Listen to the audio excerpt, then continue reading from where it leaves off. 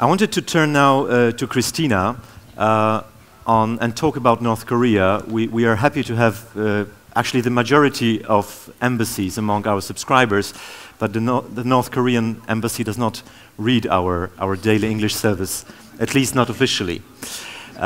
So I am free to talk here about the Rocket Man and other geopolitical adventures, and I would if things weren't so serious as they are. You are an analyst who works on non-proliferation and specifically on North Korea, so your work is in high demand these days. We have gone through a cycle of nuclear tests by North Korea, showing off a nuclear warhead, and showing off increased capability to deliver that warhead to targets, we are afraid also intercontinental targets. And as I understand, analysts assume that there will be a successful intercontinental ballistic missile test by North Korea this year, which will mean that North Korea will have the deterrent capacity that so many countries seek as an assurance, in this case, against the US invasion. What do you think the US will do this year with North Korea? Will it sit on its toes, or on its heels, I think is the correct expression, or will it decide for a preventional, preemptive strike in order to disarm the country? That is the million-dollar question right now, absolutely. We've seen a lot of talk recently about the prospect of military action against North Korea by the US government. And I think there's kind of two sub-questions to looking at the military element. And that would be, firstly, what is the US trying to achieve by conducting a military strike? Is that complete disarmament, or is that a strike to coerce North Korea back to dialogue? And then again, there are a number of considerations that the US government would have to take in assessing that. For military action to completely disarm the regime, I see that as being a very slim choice, personally. Even with the knowledge that the US intelligence community has, it would be extremely difficult to target all missile and nuclear facilities associated with the program and target them to completely eliminate them. It would also likely need a ground force to go in over a prolonged period of time. That is obviously quite resource intensive. There are huge political challenges to get over that as well. And again, any sort of military invasion is not politically palatable since 2003. For the US? Yes, yeah, and I think more broadly as well. But you know, with whether there's a need for support from other allies as well, that sort of step is going to be a lot more difficult than it would have been at the beginning of the. So your baseline is the US will not attack? No, unfortunately not. Okay. I think it would not be a smart move to attack to achieve full nuclear disarmament. That, to me, is just not plausible. I think the more plausible option that the US administration are considering, we've seen it from public evidence, is to use a military strike to coerce North Korea back to the negotiating table. And again, I think there are huge challenges and difficulties with that as well. So in making that decision, the US will really need to consider, I think, three top things. Firstly, what level of success are they looking at? Are they looking at being able to, those two options I just mentioned, to completely wipe out the facilities and the capabilities that North Korea has? Or are they looking to coerce North Korea back to the table? And what level of success are they looking at for there? Because if you're looking to completely wipe out the facilities, you have to be completely confident that you've targeted everything. So exactly, so North Korea can't reconstitute that capability.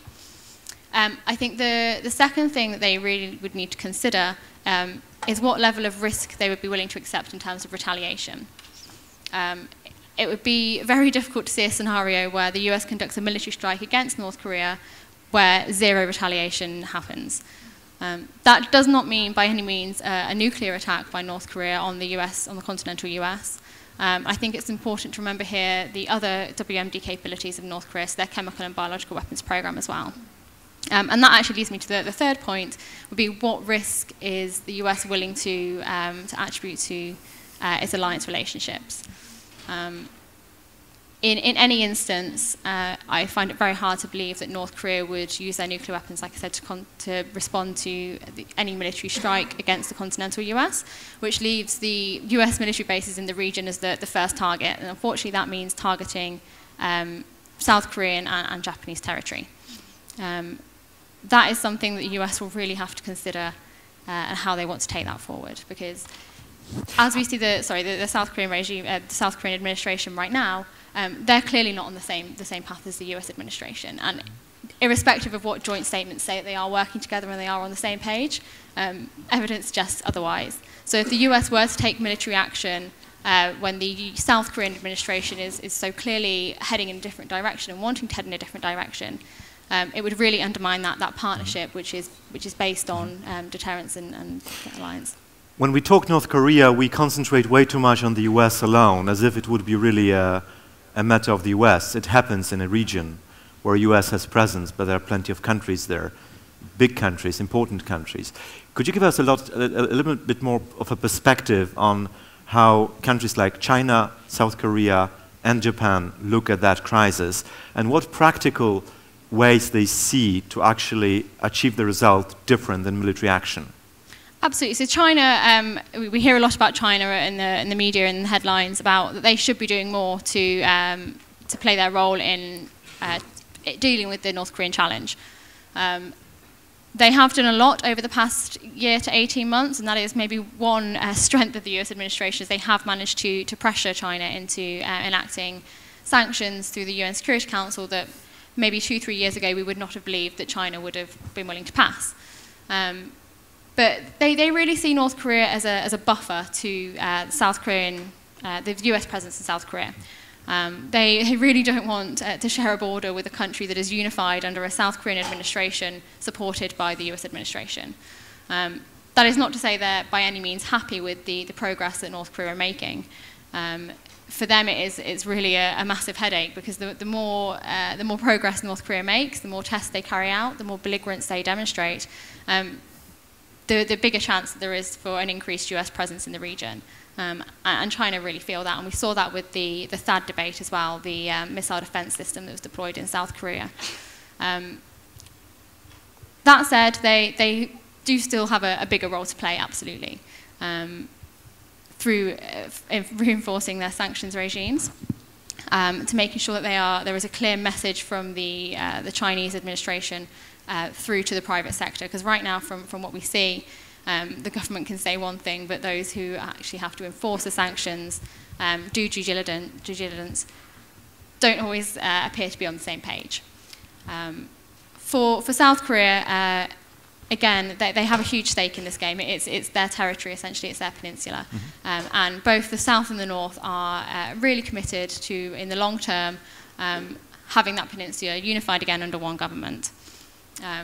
This is obviously one of the big issues, that they both want the peninsula unified under their own regime, their own government.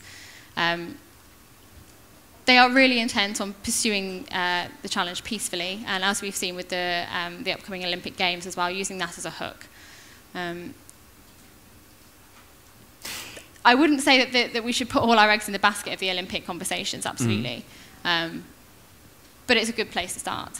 And I think the same goes for the Japanese angle as well. It poses a huge risk to the Japanese. Obviously, having missiles fly over your sovereign territory is a huge risk, and something that any nation state would be uncomfortable with.